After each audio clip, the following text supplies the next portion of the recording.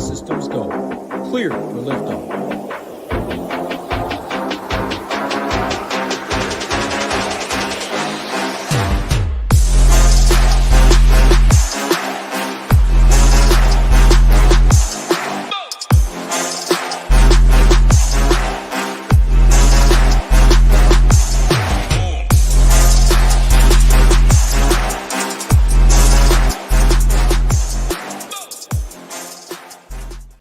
What's up, everyone? Tyler Tamboline here, aka ToeTagginTambo, back for another edition of the SHIPIT Nation PGA show this week for the Amex. Got a 54-hole guaranteed 3-round event, and then obviously the cut before the 4th round. So we'll get to all that, the strategy, breaking that down, and more. We've got some ownership early over on the site. Our projections are up, unlike some other places out there. Of course, we've got the ownership projections initially, so we can look at some of that stuff and go through it. Got my guy Hoop here with me as always, but excited to be back, talk through it. I got a couple of golf shows under the belt already this week, so I'm feeling kind of smooth. My guy Mayo beat up on me earlier. He got the 1-0 on me week 1 there. The lineup I helped him build beat me with the lineup that I was willing to take on the Willie Z risk. Like my guy TCB says, Willie Z killed my best lineups. Not falling for Berger this week. We'll talk about that and more. Shout out to Mike Spencer, first in, ready for a new week. Alex, and then Devin, you can take weeks off if you want, man. You don't have to grind every slate like everybody says, but we're not going to take this week off. We're coming off another huge PGA week, Hoop, and we got some news that goes with that. But what's going on, man? How you doing? Big weekend for you. Your Lions getting the job done in the football streets, but how was your PGA week? Yeah, PGA, I think, pretty spot on. I mean, I had the Keegan Bradley stuff. Keegan was like my main play kind of all throughout the week. Obviously didn't get the job done, but still a solid play at 8K. Whenever Chris Kirky's in contention, it tends to be a pretty good week for me as well. So my PGA guys have been doing well. And like you said, yeah, the Lions got the job done on Sunday. That was exciting. Your Ravens advance, Titles Packers advance. And, man, it's looking good. Everything's looking up.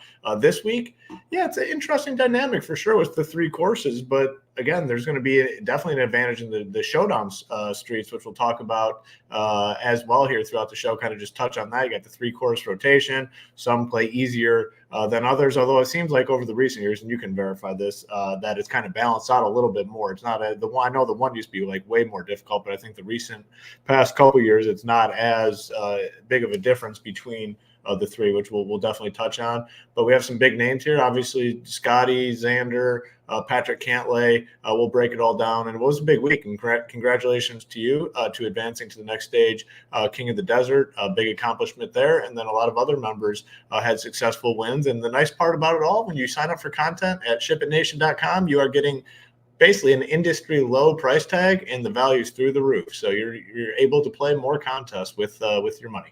Yeah, and who makes the call on this stuff? He said it this morning, but with the big week again, so his first week was huge. Our guy Newen's getting the Fantasy Football World Championship ticket, a bunch of other winners, people having great weeks, a ton of members putting up big wins. Well, we had it again. This is just a quick breakdown of it. B-Wald, Taver. I mean, B-Wald goes in. You only got to come top 50. B-Wald puts him on notice right away, says we're here, finishes first in this. You got to come top 50. I had to sneak in. You see my lowly 48. Shout out to my guy Chad, Tavery 01. He got the job done too. So all 3 of us will be moving on in the King of the Desert. Then you go down through and just see a couple like Kay Brearden, Kevin. He won founding family member. He won 5,100 plus, had a ticket on Grayson. Mr. Cloud Boss won 5,500 plus. He also won the Fantasy Golf Degenerates Listener League. So we're shoring him up on that $300 cash and more. After this, we've got SGT Blue 3 won $2,000, shipped it over on FanDuel, which we do cover FanDuel as well. Took down the $1 150 max. Like you don't have to be in for huge bankrolls to be involved, and we keep our content price low so that you can play more contests. That's part of it as well. Beetlebane, $100 into 500. Some other ones, Hobo Johnny, second week here, already seeing results. Shipped a tournament for $250. That pays for more than a season pass of $179. This was $728, and I believe he was in for like $50 for Jensen. Double 50 to over 600. The list goes on. I mean, PTZ won over 1,500 plus, shipped the tournament as well. Just ton of good members. But Hoopster said, we can't let the mojo go to waste. We will let it run for one more week. So there is one more week to get involved at, as we talked about before, you're getting in at the industry low pricing, $14 a week. Doesn't really do much for you. It gets you in for a week to check it out if you want to try it out. But the $34 a month will go to $39 The $199 will go to $239. We told you this from day one. You right now can get these low prices plus use code PGA10 to get yourself the additional 10% off. And then you also get the education course Hoop and I recorded. It's 2 hours. And like Hoop said, there's going to be some Showdown stuff that we can take advantage of this week. Vince is still in the building. The deal is still going. You get the introductory pricing plus the 10% off. Anything else you want to add there, Hoop, before we get to breaking down this week? I mean, yeah, part of the reason that we decided to extend this, obviously, we want to take care of our people. We want more people to be a part of our community, like-minded individuals helping each other out. That's what we've always been about. But you and I were talking. It's like we got to give these people out there that are paying the big boy price tags at the other sites, because the price tags are massive around the industry for PGA-only content. We got to give these people one more opportunity to save some money. You don't need to pay the big price tags. Trust me, those price tags, ridiculous. We got to give the people, you and I both agreed, the opportunity to cut those prices out and come for the much, much cheaper and better value over here at ShipItNation.com. Yeah, we'll update it here. It says expires January 17th, but we are confirming two things. One, it will carry on. So if you want to get in on the PGA action, go there now. You'll get the low price of $34. It'll drop to $3.40 off with code PGA10. But then the key is it will renew at $34 and not the $39. You will get your season pass at $179, not $239 or $199 when it changes. And that's right through the FedEx Cup playoffs, and then go from there. Obviously, at that point, people are going to be looking to switch to NFL or NFL and PGA or whatever that ends up working out, all access, all of those things. But then remember the contest as well. We've got the same contest on the Mail Media Network. If you buy a monthly, and lots of people have already, someone is going to win a season pass. Somebody that bought the monthly is going to get upgraded to a season pass. Somebody that buys the season pass, again, the odds are always a little bit better on this because more go for the monthly based on the savings, and they will get their money back on the season pass. So if you're thinking about buying for $179 right now, you not only get the low price, it works out to less than $5 per event, but you may just end up getting that money back as well. I'm going to bring the solver up here now, Hoop. Anything else you want to mention there? If not, you could start talking about, I'm clicking NBA, but we're talking golf about this event this week. You mentioned some Showdown edges. Maybe it was the stadium course you were talking about. There's La Quinta, there's the Nicklaus course, and the stadium course here. They will play. All golfers will play once on each course. I've got the list here of who starts on what, if you care about that, but not much weather, at least as of right now, just for what we're seeing. But either way, Mayo brought up a good point today. There will be people playing that stadium course. A lot of the best players will be playing it on Saturday. What do you do in the event of Showdown? I said, Hoop and I have done a few shows in the past together. We might have a strategy for you when it comes to that. But what are your first thoughts on this tournament? Just to verify, because I know you've already done a couple shows now, La Quinta and the Nicklaus tournament course pretty similar in terms of how easy they are, right? Those are both have always been the easiest. Stadium has got a little bit easier over the term, but that is the two that people focus on for sure. So I wasn't crazy in thinking that. So in terms of this, you can play those angles if you think that maybe one day wind impacts one of the courses, it doesn't. I think it's totally in play to go ahead and stack up and build teams of the guys starting on the same course. Am I going to do that this week? No, I'm just going to play my guys and to go from there. Where we can gain the advantage is in the Showdown streets, especially on a day like Saturday, round 3, where all the big names typically play the stadium course. And when people go and build their Showdown teams, they're still going to want exposure to those big end guys, and they are at a little bit of a disadvantage. So round 3 is key. Obviously, we have content on our site for round 2, 3, and 4. So we have you covered in that department. In terms of building out teams, for me personally, I'm just going to build them out and not necessarily factor who's starting where, who's doing, but you can do it.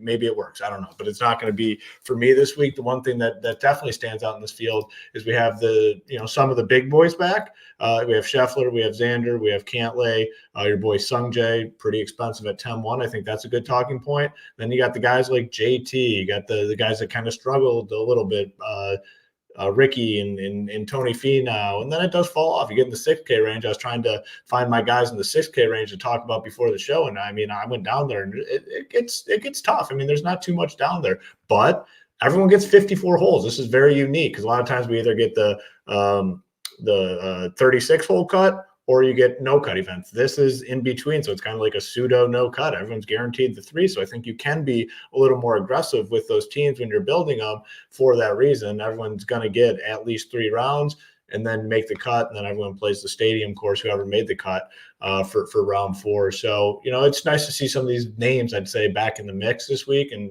excited to talk about it. It's a fun event. And this starts, it seems like every event from here on out just continues to get a little bit better leading up to the Masters. Obviously, there's going to be a couple crappers in there along the way, but this is always a fun one. Birdie Fest. I mean, the scores are going to be very, very low. You got to make a ton of birdies. I think this was the course last year where John Rahm got all pissed, and I don't know if it was last year when he said it, but maybe 2 years, that it's just a effing putting contest. Yeah. Right. Yeah. So, I mean, it's nice to see the big boys back in the field here. Yeah, if you guys can help us out, hit the like button if you haven't already. Make sure to subscribe to the channel. And then if you didn't hear this one, I'll announce it here again. I know there's lots of other shows in the industry you can watch and different stuff you can do. But if you watch the show with Mayo and I think it actually got brought up here.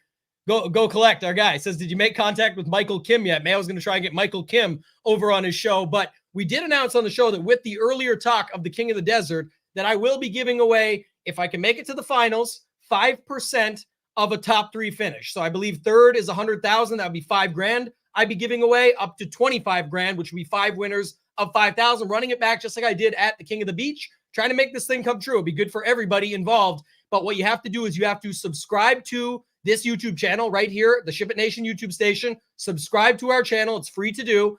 And then make sure you go under videos, go to the PGA launch video with Hoop and myself, and comment in there something that has hashtag ship it with your name on X, your DraftKings name, whatever you want to throw in there, any comments that you have, and that's how you'll be entered in the draw.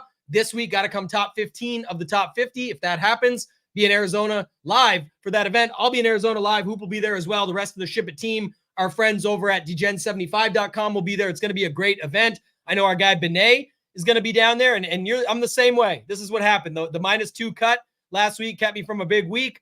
All my good teams are -3 and up. It's frustrating for sure when that happens. This week, we'll see how it goes, but it's going to be a good event. Like Hoop said, it is a Pro-Am, so keep in mind longer rounds, and then also pin placement, like Mayo was talking about earlier today. If you didn't get a chance to watch it, they just set those pins up. So guys that just fire at pins, fire away. It's going to be all, just everybody going at it no matter what. 3 full rounds. You can go with the stars and scrubs approach, but the interesting part when we get to the tiers and dropping down is there's not like 7,400 and down. There's definitely names there that you'll want to play, but it feels a little bit condensed right now. And there's not a lot that people are falling in love with where, you do love your teams down there. You're going to have to play your guys or take your stands and get different that way. Anything else you want to add, Hoop, before we hop into this upper tier?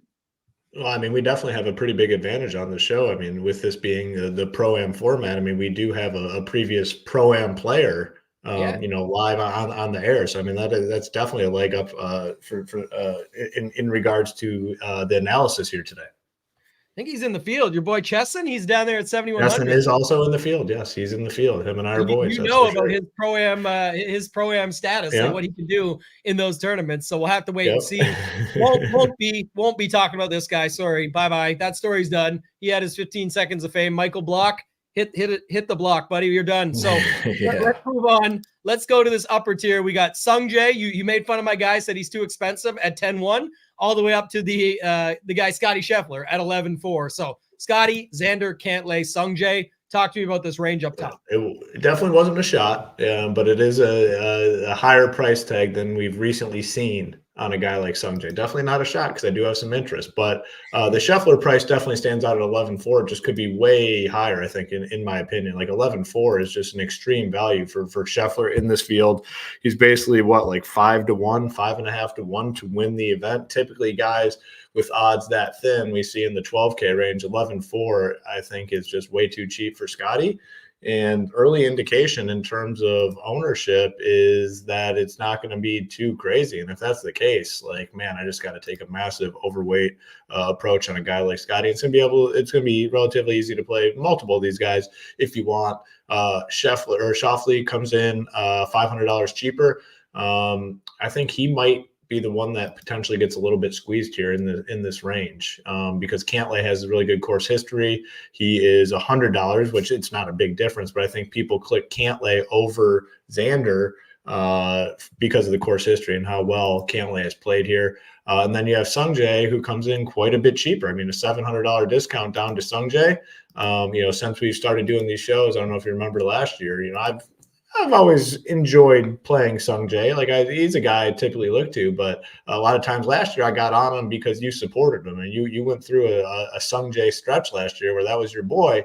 I played him quite a bit at 10-1. I think he has a chance to, again, it's not going to be like low ownership, but I think a lot of people in this range just end up trying to get to Scotty, which makes sense. And I want to do as well, but I want to get some pieces of Sungjae. I want to get some Cantlay, and I want to get some Schauffele. I just don't think for me personally, this is the spot where I'm going to take my stands. Like I'm going to get exposure to these guys up here. And we always talk about, and you do a good job of it, where it's like, all right, you don't have to make the big fade, but if you come down low, maybe that's where you make your differences in your lineups and whatnot. So I want to be on these guys. I think they all have the winning upside. I think again though that Xander is the one that could potentially get squeezed in this range because a lot of people are going to want Scotty, and then people are going to want the Cantlay course history. And Sungjae is enough of a discount off of Cantlay where people can still make that work. So I think Xander might get a little bit squeezed up here. Yeah, Sungjae's history is pretty incredible too. It's just always 10th, 11th, 12th, 18th. Like he's always been right in the mix. So I think people like that. Our projections early on, again, we put out our initials on Tuesday. Most of the industry comes out on Wednesday. But just to note it is that like Scotty definitely does pop off the page. The note that goes with that though is while he projects for a bunch more, he drops you right away to 7.7K, right? For your other 5 spots. I think a lot of people will feel comfortable in that you were right and Xander will get squeezed because if you pop down to Cantlay, you're only getting a little bit more, but that money adds up quickly from like your $6,700 guy. It's really only one spot. Like, let me explain real quickly what I mean. If you go to Scotty here, and we'll get to some of these guys later, but let's just go down to some of the ones people were talking, like today, Mayo and I were talking about like Sam Ryder, Alex Smalley, and EVR. Like you got 8.3 now. You can get away with that, no problem. But a lot of people are ending up, if they want multiple 8K guys, or they want to get a Eric Cole or a JT Poston or something like that, guys that project well, that stand out there, and that's why the ownership's going to be there. It means that they'd have to go down to the 6K range. And I think if people don't want to trust a Tyler Duncan or a Matthew Neesmith or something like that, let's just say they don't want to go there, the easiest way to not have to go there is just to do this and still get a pretty good projection. You've got Cantlay stuff, obviously looks good at 9th, 2nd, 9th. He was 26 here last year, but he's been fine. He can putt good on this course, all the stuff that we see happen here where this still works. And now look what you've got left over. Now you can essentially play that Poston lineup that I was just talking about, as long as you just bring Van Rooyen down, but you'd still be able to stay in the 7. So I think Cantlay does get bumped up. I think Scotty stays in check here. And I think enough people still get the Sungjae. He still does pop quite a bit more than this 9K range. So do you think many people go like this? Like Mayo and I play a new game where today we turned it into a draft against each other. I ended up getting away with a Cantlay Sungjae lineup against him, but I did have to punt to Matthew Neesmith to make it, make sense. Nothing wrong with that. Hey, nothing wrong with it. So love, hate. Except when you don't. I remember that. I won't forget it. That guy just literally blew you up. I think that was it might be like, oh no, it was Valero. It was in March. It was early March. Yeah, Valero. It was Valero. Yeah, I remember because the same week I ended up doing well with Sam Burns winning in the playoff over Davis Riley. Yes, I remember what that. It was. Yep. And we needed that down the stretch. So yeah, that was a good week. For me, it was still a good week for you. You want MMA and you want other stuff too, but that guy Neesmith went off in the bad conditions and shot like a 9 under somehow. And that will happen when we get to the Showdown segment, which we'll talk about near the end. But just to bring it up, you can get away with this though, right? Hoop, like still 7.3. There's guys that you got down there that we're going to get to when we get there. So do you think you'll build more lineups like this, or do you think you'll be more inclined just to pick one from up top? I want teams with both, if not every team, obviously, but I do want some combinations of 2 guys up top because you can make it work, and you are getting the guaranteed 54 holes and one thing to consider when you're thinking about that, like these guys are getting the 3 rounds in the full 150 with 40,000 people or 80,000, whatever it is, like you shouldn't be building with that mindset. Like, all right, these guys get, all 3 rounds because they still have to do something. But if you're playing like single entry contests or smaller field contests, I think you can more so get away with not being perfect with those punts and just take more chances. So it's, just something in my mind that I'm going to kind of focus on moving forward is the smaller field stuff. You can take more of those chances. In the big, large field stuff, you have to be perfect. So, taking the chances and building teams super aggressively, you still need those guys, those cheap guys, those punts to do something. At the end of the day, they're going to have to be in the top 20. And it depends, too, how the stadium course plays on Sunday, because we definitely see guys go in reverse on Sunday where you can see some 5 or 6 lineups where they're still in good shape, as long as your guy that missed the cut had a spike round or something really solid there with some eagles or some streaks or things like that mix in. So it's definitely possible. And our guy Greg comes right at the gate hot. Imagine not trusting T-Dunks. So we had that conversation on the Mayo Show earlier. We'll get there on this one. Early on, though, like, again, the Sungjae stuff, price is up there. He did set the birdie record, by the way, the last time he played, so that, he can make birdies in bunches. It could be more than enough. I think if you started with him and left those other 3 guys out, it's not going to be super unique, but at least you can do a lot more with your lineups. Like, there's a ton of flexibility if you can just feel that it's Sungjae over those guys. I prefer Cantlay as of right now, but just of note, I do think it's interesting doing that. I also went with this build set up for a reason when I was on the show with Mayo, because I think Cantlay and him both have a lot going for them at this course. They both have a strong history. Xander will go overlooked, so he's the guy. But look, depends on what you think. Like, you look at him, 3rd here. Last time was really the only good result for him, the only good time that he's even played it in the last 7 years or whatever. So if you want to go with it for that reason, it reminds me a little bit of going with Fitz for last week. I played a little Fitz for the leverage. I'm going to do the same here with Xander. It's only a couple points projection. He's a similar golfer to Cantlay. Could definitely do it again and come 3rd or win or whatever. But it can also backfire, and it could just be the guys around him. And if Scotty gets held in check, you can really get some good leverage on Scotty up top too. So the main takeaway against Scotty, I guess, Hoop, is that, his ball striking is always on. It's just he's going to have that putter, because, everyone's going to be firing at pins here. It's going to be who's making the putts, and you're paying a premium of 11.4 for him. He also forces you to sacrifice quite a bit within your lineup overall.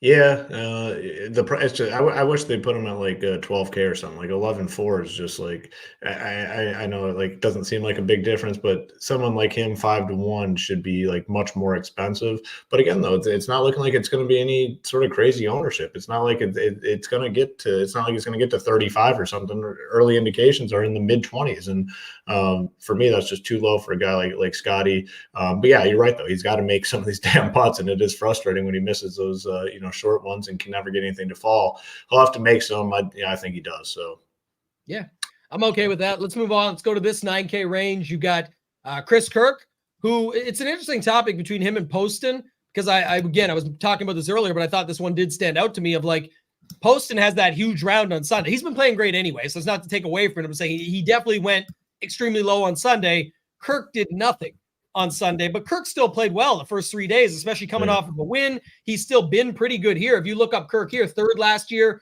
miscut the year before that, but then it was a 16th. Like his 2 of his last 3 years, pretty solid results here. He's at 9K. It's not like you're going up and paying 10K or 10-1 or something like that. So go the 9K range starting bottom up. Who are some of the guys that stand out to you in this range?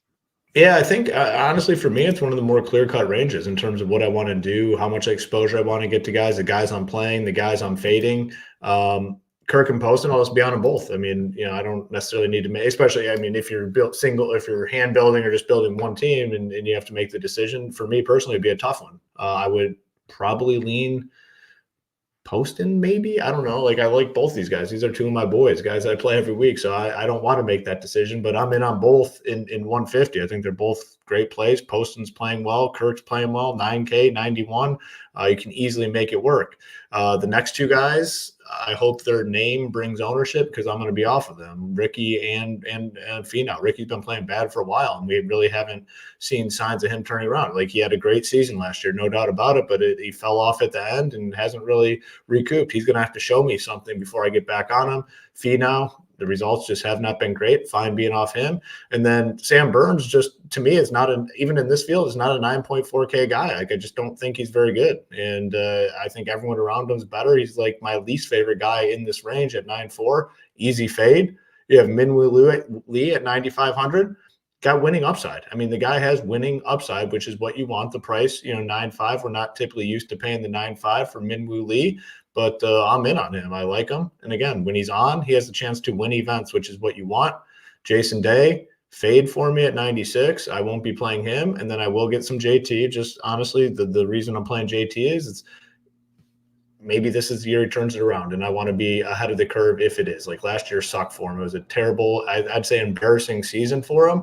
But I want to be on him a little bit in the hopes that he is able to turn it around. He's just too good, I think, too talented to go back-to-back seasons playing so poorly.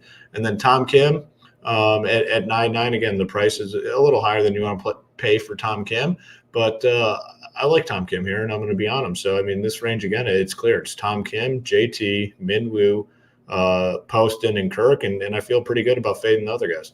Yeah, I wonder if how do you think the ownership shakes out with him at 10-1 and Tom Kim at 9,900 when the week goes on? I mean, we've got the early projections in there right now, somewhere around the likes of Tom being around 13 to 14 and Sungjae being closer to 17 to 19. Yeah, because I think up top it's like a decision where someone said here earlier, you can almost look at Sungjae as if he's in that 9K range because it's such a big gap between him and the guys above. But I do think there's a possibility that Tom gets a little bit squeezed and people just drop to the Minwoo, JT Poston, and Kirk plays down below. And then, of course, the 8K's got guys that's going to be popular as well. Yeah. If I had to guess right now what Tom Kim's ownership is, I'm gonna take the under on the number you gave. I think he could be like 9 or 10%, to be honest, just because I know people are playing Sungjae for sure over him, and I know people are playing Justin Thomas for sure over him. I think Tom has a real chance, similar to Xander up top, to get squeezed. So you can invert to, like, we had Justin Thomas closer to 10 right now, Tom Kim closer to 13.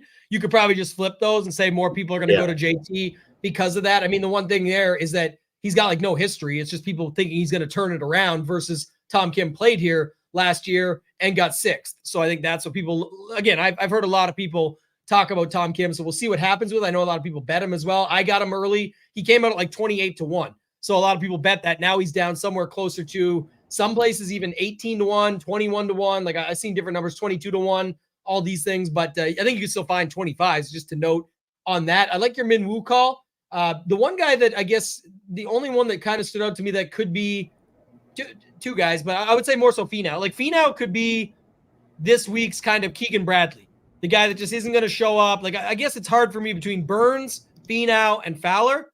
I probably would still lean Finau just because I could see it. Like he plays in these weaker events. He comes out and he normally does pretty good in them. Now there is stronger guys in this one than some of the ones he shows up in, but you also get that price discount of 9,300. So he's someone I'm just keeping an eye on early, like your JT call, like the Minwoo call.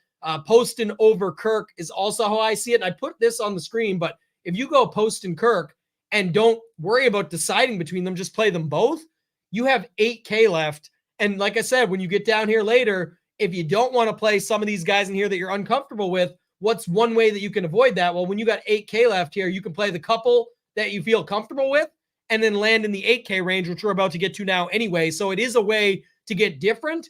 And then you just need these guys at the top not to absolutely crush you and destroy you. Easier said than done, but at least it's noted, right? That these guys have been playing good golf. Poston and Kirk, they're playing the same courses. They've been playing good golf. They already just played in Hawaii and played pretty well. Like there's opportunities here to get there. So it just depends on what you like. And then Devin brings up a good point. Like, yeah, certain guys you got to consider this for. It's not like JT, though, can't get to a number like that, where you like him versus what he can get to. Some of that could also be bias baked in from how bad last season went for a guy like him. He's definitely been in the mix. I remember the battle with, who was it? Him and Rory and Finau down the stretch at the Canadian Open that year. That's an easy course, easy setup, everything like that. They're battling it out. Like there's lots of times that a guy like him could be in the mix. It just depends on if he can get his putter going, but at least it's priced in at 9,800. Anything else in the 9K range you want to talk about? I guess one last thing I was going to bring up, is Fowler. It's really hard click. 9,200 is expensive, but I forget where, it might have been Mayo pre-show today when we were before we went on the show. He was talking about how Fowler's won at Sawgrass and how Fowler's won at Waste Management. The other guy that's done that is Scotty Scheffler, right? So, and it's a TPC course, it's desert golf, it's all that. It actually would fit Fowler, and he's 9,200 and nobody's going to play him. Like he might be 8 to 10% here is what I'm seeing right now and thinking that sounds about right. Yeah, I mean, for me with Fowler, I mean, I just he recently has just been a streaky golfer. When he's on, he's going to compete, no matter where he's at. When he's off, it's going to be a disaster. And he's just been off recently. Maybe this is the spot where he gets back on track. Sure. I mean, it could be, but again, if this is it and he goes off, it's not going to be for me this week. Hurtful. Yeah, it would suck if that happens, because he projects really bad. Just no one's going to get to him, but it's rightfully so with what you've got around him. Let's go to this 8K range. One guy right off the top is there that it seems like a lot of people like, but Mayo loved him. Wyndham Clark, 8,900. And then let's go through the entire 8K range. Berger is back. We're noting that here. A lot of guys that played last week, some that didn't, but in general, Hadwin, incredible course history. Take me through this 8K range. Hoop, what do you got in this one? Yeah, and I know I was pulling up our course fit stuff on the website, and it definitely likes Hadwin. So it's a little freebie for you. 8,300 in this field. I don't know what I'll do, but the Wyndham Clark thing, I could be sold on him. He's a guy I don't know what I'm going to do yet, and it's obviously only Tuesday, so a lot of time to figure that out. But I could be sold on playing some Wyndham at 89. I mean, hasn't been playing great, but man, he was such a good golfer last year. I could potentially get to some Wyndham. Eric Cole, I'm just going to keep playing. We kind of talked about him with the first couple events. He's a guy I think has a bit. Oh, what is this little thing? That's a nice. Our guy, I'll bring this up in a second. Our guy could be Travis, bringing that money back to Canada. Always love to see it, Travis. But go ahead, finish your thought, Hoop, and then I'll bring it back up and discuss quickly. Yeah, so I could be talking to Wyndham. Eric Cole, a guy I want to be on, though. I talked about him the first couple of weeks. I just think he kind of has a coming out season, and he's a guy I want to be on. Shane Lowry, I don't think I'm going to get there. Siwoo Kim, probably a pass for me this week. Cameron Davis at 84. Kind of looked like he was going to have the bounce back, shot the 62, and then really leveled off the rest of the way. Not sure on him. Hadwin I will play, though, at the 83. Good course history here. Ranks very highly in our course fit model, which has been very accurate. Batia at 82, another guy similar to Cole that I kind of, committed myself to being on more weeks than not, and he's been playing well. I think he could have a nice season this year. Had the 14th at the Century, then followed up with the 13th at the Sony, so kind of riding a little bit of a heater. Interested in him. And then I guess pretty big talking point this week would be Taylor Montgomery at 8,100, finishing 13th last week. Really good putter. So, obviously you need to make putts here. I think he's a guy that could definitely have success. And then Putnam, I will pass on. And I love Daniel Berger, but I will be taking the wait and see approach. I mean, the one thing with these injured guys or these guys coming back, last couple of years, it really hasn't worked out all that well for him, to be honest with you. I like Berger. Hopefully, moving forward, we'll be able to play him a little bit in DFS, but I won't be clicking that name this week. Yeah, a lot of good thoughts there. I want to say shout out to our guy, could be Travis. Appreciate the super chat here. $69.99. We're going to have to I don't know if we'll buy title new internet with that, better internet, or if we'll get him some hair implants to get rid of that mullet or something maybe, but we'll get him set up. We appreciate you sending that over, but I love the comments. Says, thanks for helping me build a process. Took first and second on the Sunday, Monday slate. So he just posted that. I saw it yesterday in the Discord. Congrats on that. That was another 35,000 for first and second. Not first, not so nice. You had to do it twice, first and second, right on them. Love to see that. Earlier this year, won 100K in the afternoon only slate. I think it was $45 that you were bought in for on that one. So definitely appreciate it. But said, as the guy who started out this year in the mini max, I mean, he was in the crane, dialing in the winners. He's much like our guy Double D. They're always out there putting their work in, getting the job done. And he says, much respect, everyone. Keep grinding. Your time will come. He knows this. Everybody knows this. You can't guarantee this type of stuff. And he's not saying, they say your time will come. But when you do put in the work and you do spend the time, I said this to so many people, like NFL is a prime example. I had a really good NFL season this year. I didn't have the best NFL season last year. The year before last year, I came second at King of the Beach and had a great year.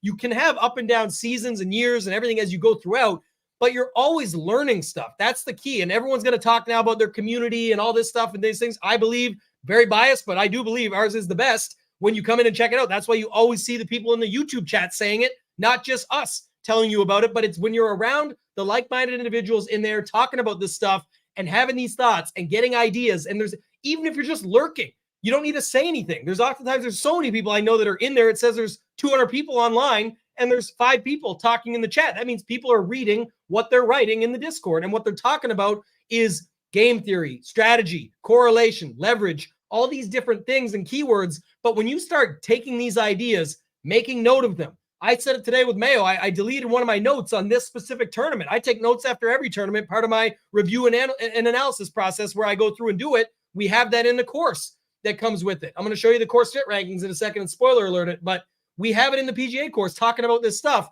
But even if you're losing, you lose for a month, that's normal, especially in PGA DFS. But you are always taking something away that you can help apply towards something. You make a bonehead mistake and say, I shouldn't have done that. That's just like education. That's part of it. You go back to the drawing board, you learn for next time. One of these times, it's very likely, the more you put in the work, the more you go back to the drawing board, it's likely to come together. And that's definitely what Travis is saying here when he says, keep grinding, your time will come. You're learning as you go. Not everybody can just sign up and get it. Not everybody can just deposit $100 on DraftKings and run it up to $100,000. It's just, these stories are insane. You hear them. It's not realistic. I've got my story out there. I lost like $5,000 before I ever won anything. It's just the way it goes for somebody, but appreciate you, Travis. Congrats on all the success, man. Always love to see it. And like you say, bring that money back to Canada, baby. Let's go. We love to see that too. Spoiler alert. So anybody who doesn't know, our guy Lee Aldrich, formerly of Fanshare Sports, who no longer do this stuff, we wanted to work together with him. I really love his stuff. He does the value report for us. Click that quickly. The value report is completely free. You do not need to be a member. If you just go to shipitnation.com, highlight over PGA and go to the value report, you can see some of his plays. He had Chris Kirk in here the first week when he won the tournament. That's why everybody had a great week one. But if you go as a member to our course fit rankings, Hoopster, I got to bring it up. We can spoil the first five. We'll spoil the first five. 6. Number two has me scared. And 6. 2 and 6 have me scared. You didn't like Finau. We're going to keep going a little more. Lucky 7. You didn't like Finau that much. You didn't like Burns that much. And I want to explain it quickly just for some that know, because I know a lot of people see this and say it's a course history ranking. That is not the case whatsoever. But you have to remember everything that Adam Hadwin would fit, all of his rounds at this course would also count towards that. So obviously these rounds are going to heavily weigh into it when he's played here. What is it? 1, 2, 3, 4, 5, 6, 7, 8, 9, 9 times in the last little bit. And you got 2nd, 3rd, 2nd, 6th, 18th, 25th. So those rounds count towards it, but it's other correlation courses. It's the type of greens that we're putting on. It's the type of course setups that we're seeing that all come in to give you a course fit ranking. These things have really been on point. Sean says course fit rankings are so good. They help me with my 1v1, so I don't bother Tambo with them. He knows what's up. No more coin flips required at SHIPIT Nation. That's the key. So lots of good stuff with these course fit rankings. But, Damon, I think he's the one who posted it last week, said I started pulling in all the rankings and created a blended rankings and been close, but it's all about the process. I saw people last week taking our projections here on this side and then exporting them with the course fit rankings and then being able to look for single entry lineups where we got a strong projection, a high course fit ranking, and bam, put it together. And you probably are unique because of that as well. So this is the insane value we talk about all the time. When you come over here, you've got projections and ownership that some sites alone charge $600 for, or $40 a week. You've got stuff, if you don't have time or you've got limited time or you don't know enough about golf, you can take the education course and then use the core reports, the value reports, the player pools, and the slate plan. Slate plan goes much more in depth. It's not up yet, so I can show it. But my FanDuel course shipped the whole site last week. I had it. So anybody who saw that in Discord, it was a great week over on FanDuel. Everyone likes the core too, the main core, but the real thing is not this. This is just a guideline for you to know kind of what my thoughts are, but I break down all my ownership thoughts and I break down roster construction thoughts. It's not for you to use directly as much as when you're reading what somebody else is doing who's actually playing. I don't have just $400 in play each week over here. I got $5,000 in play, and it's not a brag to say it. It's that I'm putting real money on what I'm talking about, and I'm really digging in to try and figure this stuff out around the clock, full time, to try and get you guys the best answers possible on how I'm attacking it. Doesn't mean it's going to be right, but I think reading this is helpful for you to create your own process, to be able to find your way around and say, I picked up that one thing. Somebody tagged Mayo and I last week comparing a couple guys. He said, I like Tambo's idea of just playing both of them together, win 35K with it. Like, just insane stuff, right? So lots of different things that you can do, guys, but just check out the site right now. Introductory pricing, shipitnation.com. Use that code PGA10. Let's keep it going here, Hoop. You mentioned a lot of the guys in the 8K range. I'll give mine now. Going back to it, I guess Mayo sold me on Wyndham Clark. We know that Eric Cole is going to be extremely popular, though. Look at this projection. like that's the hard part of how to handle him. Like I don't really want to run a completely balanced lineup starting with him, but and I don't even think this gets you that different by going with like Poston Cole. But if you had something like I think Mayo had one today that I really liked, where you were looking at like Min Woo with Eric Cole, that's two guys that you think could get up. Like Eric Cole's been top 15 every single week. If Min Woo gets the job done, or one of these guys, or you go with our course fit rankings and bring it back here for a second, and you go with Sam Burns or Finau or all of them, right? You still have 7.5K and you've got Eric Cole, Finau, and Burns. Like there's nothing wrong if you want to do something like that. But I just think, again, Eric Cole clearly falls into it's not who you play, it's how you play them. He's going to pop off the page. I do worry that he gets extremely owned by the end of the week just because he fits almost every style of build, right? If you go here, you can go Scotty Cole, you still have 7.5K. You get off Scotty, and like I said, you pick Poston in there at 9,100. Let me get Poston in there, and you go up to Sungjae, 7,300. Like you can get to this guy no matter what build you do. If you start with him, if you've got a different guy you like above him, like Cole can be used any way possible. We currently have him sitting somewhere around 22 is the estimate on him, but I definitely think that there is an opportunity where he ends up much higher in some of the higher dollar, smaller field stuff. So did you have any added thoughts on him? If not, we can move on to this upper 7K range. Yeah, I mean, upper sevens, it does fall off quick. Like I said, once we get out of the 7K range, it drops off quick into the 6K. So I think 7K range is a spot a lot of people try to get to. You're playing around with some of those teams that leaves like 78, 79 per spot. I think a lot of people are going to want to get to that sort of position. Maybe they can play one more 8K guy, then fill it out with 2 in the sevens. But upper sevens is a range I have quite a bit of interest in. Jaeger in on at 79. Played well last week, finished 18th, and he's been making cuts, and he's a guy that can score. So I like him. Zalatoris, and yeah, I want him to be fully back. You know, terrible in round one, bounce back with the 69. I'll just continue on with the wait and see approach. Noren at 78, I think is in play. Pendrith, 7,800, a guy I was playing a lot of last season. He played pretty well last week, finishing 10th at the Sony. So he's a guy I'm on. Keith Mitchell, 77.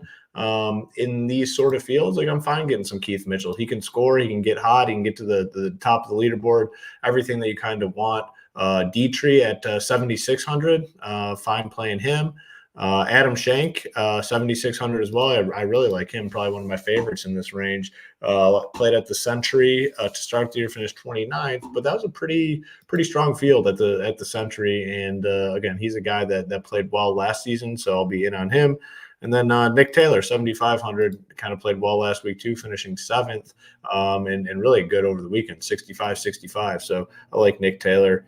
But this is a range I plan on having a lot of exposure to. Again, when we get down to the sixes, it's just not super appealing. This upper seven range is one that I want to be hitting up quite a bit. So in on a lot of these guys here.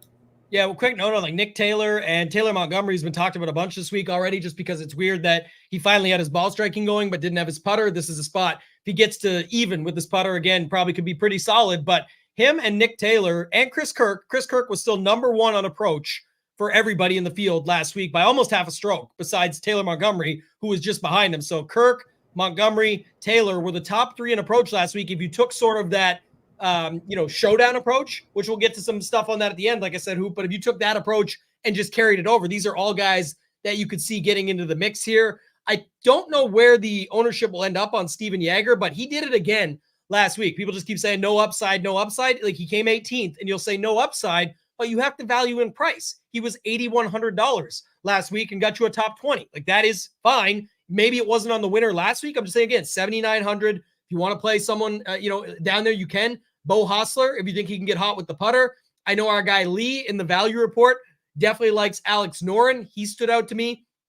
And then always listen. Certain guys, they come in and they'll chat a little bit, but definitely always going to listen here when my guy Benet talks at Feeling Killer Keith. I was too, and I actually played some of them last week. I was just going back to see. I know it didn't end up going super well in the end, but I think his round 4 was what was a bit rough. No, it was round 2 and round 3 on approach, but he stayed in there. Ended up finishing T30, but he is a guy that I could see going back to here, and he looks like a guy that'll be much less owned in this range this week. Schenk, I assume, picks up steam. I've got him sitting somewhere in that 10 to 12% range right now, I think he's one of the popular 7K range guys. And then I think EVR picks up steam as well here. What's his backtrack here? I want to see his record. I know I made fun of him yesterday. I think it's Rin who's in the chat right now, who always tells me when I'm going to hop on the train. So yeah, he finished 6th here last Is that year. who it is? Someone's always in the chat talking about EVR. Like, if you don't mention them, like, is that who it is?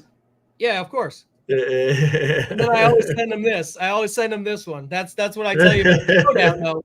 Showdown, you can get on them, but that's the way to send it. It's just never EVR. Yeah, but no, I never play them. In Showdown, that would be the way to go. I want to see here quick in the value report. It was at the top. I saw it. So third ranked in the field this week for shots gained total over the last 3 months. 6 top 50 finishes in a row, which includes both a third and a second place. World number 60 ranks third in the field for putting over the last 2 years. So it's not surprised to see he has a 14th place here recently. And go back to look up Noren here. Yeah, like it was 3 years ago or whatever, but he had a second recently as well in some of his recent form. He's 65-1. So at that price point, I mean, you could definitely do worse, but I think Noren could go overlooked as well. I don't hate that. And then we gave our thoughts. Shout out to Stewie here. He said, what did he say? He said, got figured out how to watch it on his TV while still being able to comment on his iPad. That is sweet. So you can double down. High level technology stuff there. And Scotty and Stewie supports. We were talking Scotty earlier, Scott Stewie, but he always supports us, man. Always out there reposting stuff, getting in on the action that way. So definitely love to see that. Mayo and Lack did tout Wyndham, so that's where you're getting some steam from on him. Hoop already talked about him, though, and we went through that. People do like him this week.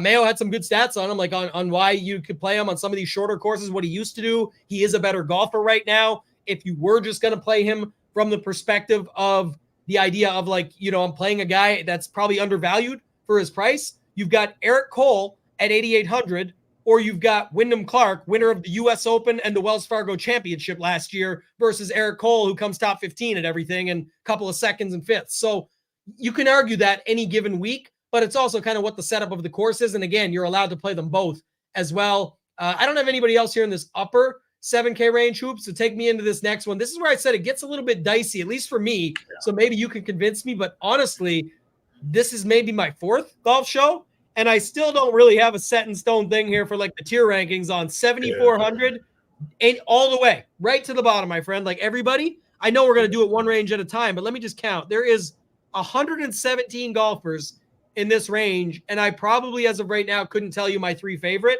because even the ones that kind of stand out and pop off the page are popular.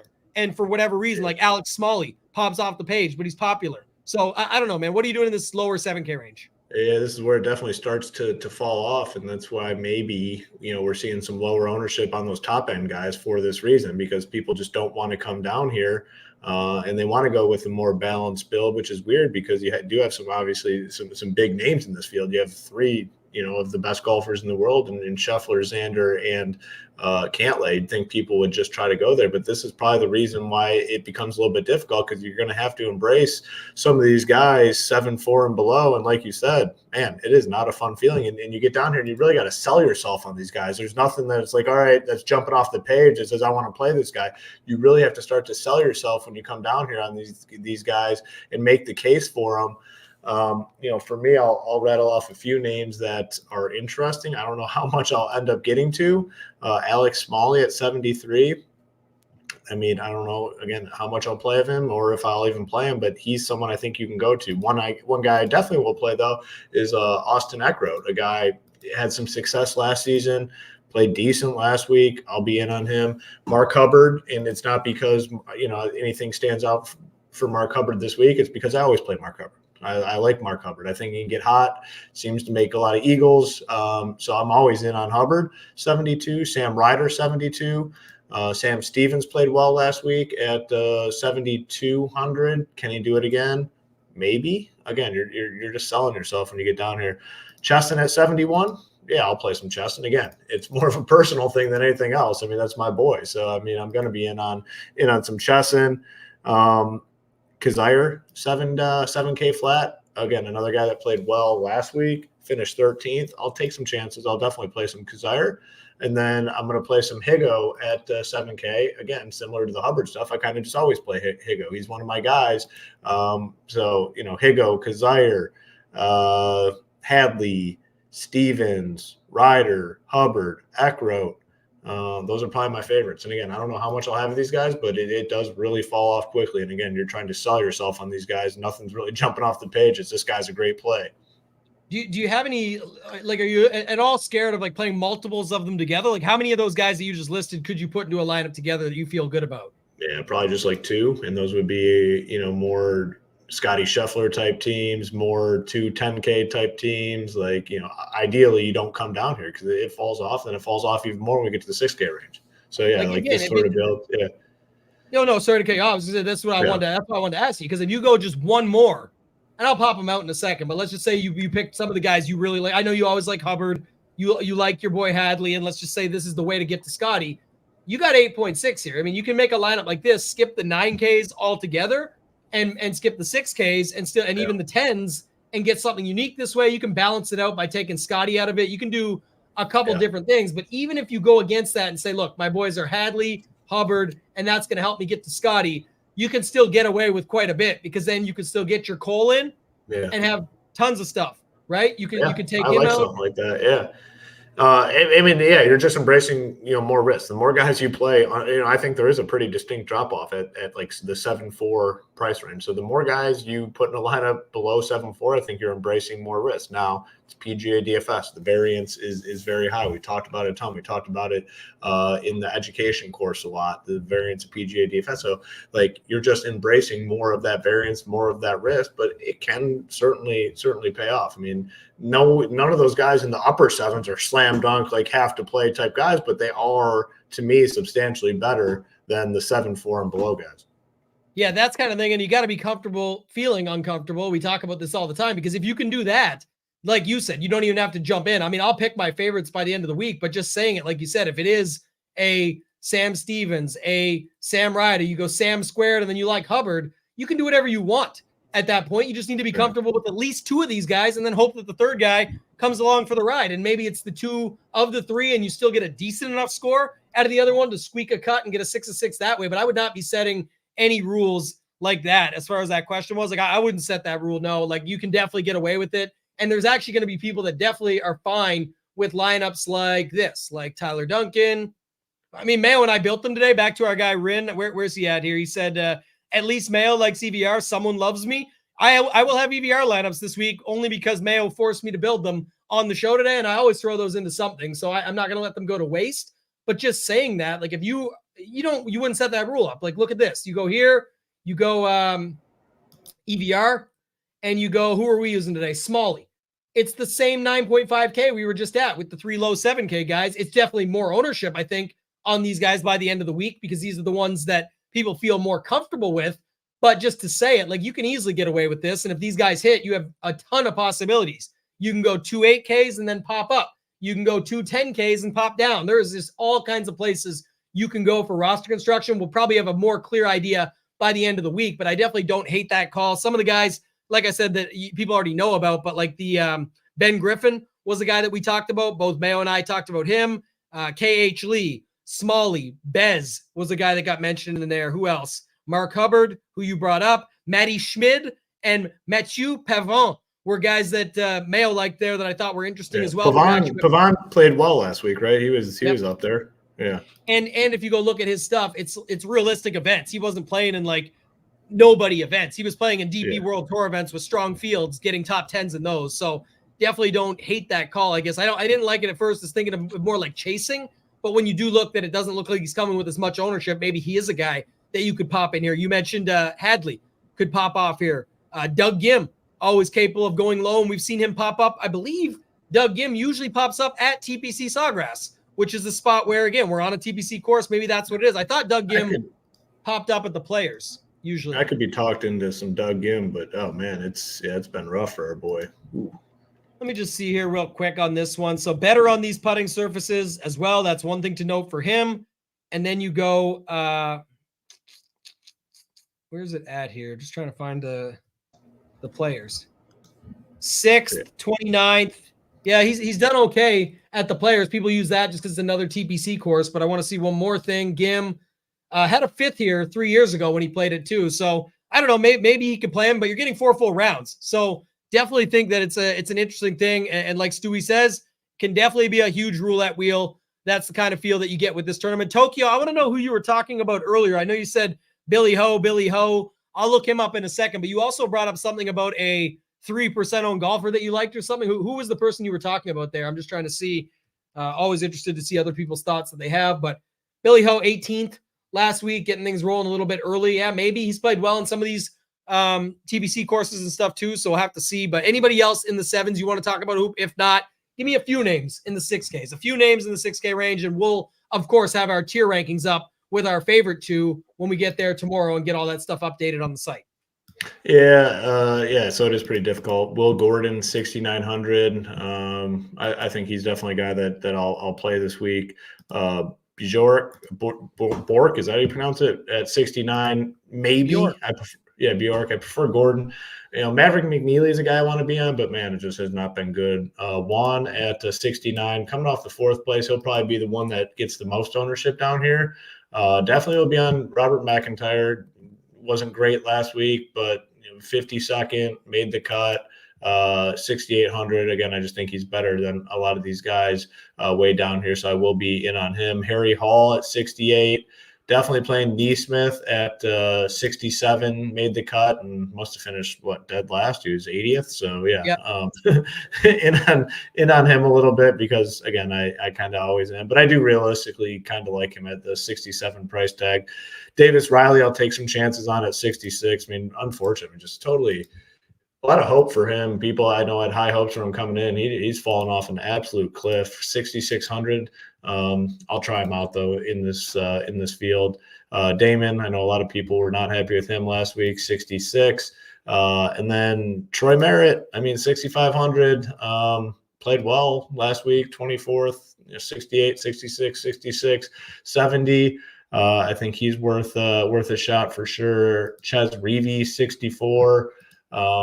Just kind of rattling off names at this point, but I mean, those, 10 dudes that I might play, I'm definitely going to play some of them.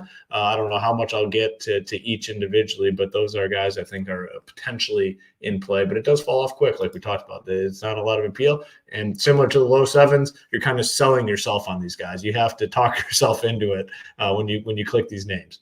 Yeah, big time you do, because it's like my flow chart worked okay for Troy Merritt last week, and we are right back to the same spot. So just pulling him up quickly. I mean, he finished T24, solid on the week, pretty much across the board. His round 4 wasn't special because I think that was his worst round. Everything went wrong for him in round 4. But is he cheap? Yeah. Is he playing? Yes. Is he cheap? Yes. Is it a birdie fest? Yes. And even one more this week. Does he get an extra round guaranteed? Yeah, that's the important part. That's definitely the important part. That's a big deal. Zach Blair was 4th in the field on approach last week. So right behind those other 3 guys we mentioned earlier, in Kirk Montgomery and Nick Taylor, was Zach Blair at 6,500. Joel Damon did exactly what we expected, makes the cut, lets all his buddies back in, and then does nothing for himself over the weekend and then goes there. So you could see that. Stewie mentioned Ramey. I think Ramey popped up at some of the other courses as well in the past. So I actually think Ramey is kind of interesting at 6,600, a guy that we've actually seen win on tour. He won the Corrales at Punta Cana, I believe. So, I mean, if you look at a guy like him, Neesmith, definitely in on. I don't know about like some of these other guys. My guy Baroff always sells me on Jake Knapp. He's interesting. He pops in the projections. I know like you go sort here by point per dollar. Jake Knapp is up there. So maybe get a little snap of Jake Knapp. We'll see. We got to see what we can do at 6,800. But Semi Kawa, we were talking about in the chat last week, he pops up in the points per dollar. So that could be somebody you go to. Will Gordon, Vince Whaley. Man, these guys fit in kind of the same mold as Troy Merritt. Are they cheap? Are they playing? Yes. Are they cheap? Yes. Do they make birdies? Absolutely. That's where you would play them at. So you know what risk you're taking on when you play guys like that. Maybe don't play both of them or something, but I would say those 2 guys are fine to fall into your pool as guys that we've seen show up in the past, put up real numbers, score, get a decent finish, and do more than that in some cases as well. So real quick, just let me pull them up. But Gordon, miscut here last year, but in the swing season, 21st, 15th, and 36th. So nothing wrong with that. Whaley was 8th and 13th in the swing season. He did come 29th and 40th 2 of the last 3 years here. So again, like Hoop said it best. You absolutely do have to sell yourself on some of these guys. That's really what it comes down to. It's not easy to do so, but you can get around it with just other different roster construction. Like Hoop said earlier, like if you go back to it and go to 7K, who was it? The $7,300 guy, Smalley was your last guy in, but you built up from there. Like Mayo and I were doing this today. EVR, then you go get somebody like Putnam, or let's use Montgomery. And then we'll go to Montgomery, and then you go to Hadwin. You have 9,400. Like you can do whatever you want. You can do Poston and somebody else you feel good about. You can do a Sung Jae and drop back down to another 8K. Like there's a lot of different ways that you can build this lineup out. And there's other guys that you can plug in instead. But I do think, Hoop, the more the week goes on, that does make sense. I think still, as much as we just proved you can make those Scotty lineups, no problem, I think people feel less comfortable with that. So unless that's what the optimizer is giving them, I think anybody hand building will feel better about landing on some sort of combination. Even if it is only one of these guys to get to like a Cantlay, you still can do something with it. Like you can see where it's going to be 3 to 4 upper to mid 7K guys, right? That's kind of the build you see early on.